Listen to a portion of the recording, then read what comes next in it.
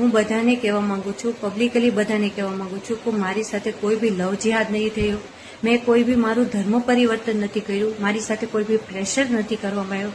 Even મેં જે marriage register કરાવ્યા છે એવી મેં સ્પેશિયલ મેરેજ એક્ટ થ્રુ લગ્ન કર્યા છે, જેમાં મારું ધર્મ પરિવર્તન નથી કરવામાં આવ્યું. હું બધાને એ વિનંતી કરવા માંગુ છું કે મારા આ મેટરને હવે જાજુ લાંબુ ન કરો, વધારે પ્રોબ્લેમમાં ન નાખો, અને ખોટો બધાનો ટાઈમ વેસ્ટ થાય છે આ કરીને.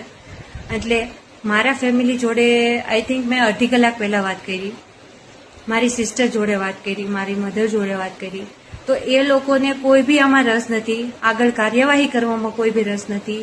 અને એમને બી જણાવી મને દીધું છે કે તું તારા રસ્તે, અમે અમારા રસ્તે.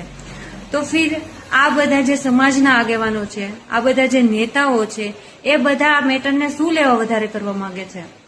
એ ફેમસ થવા માટે, તો ફેમસ થવા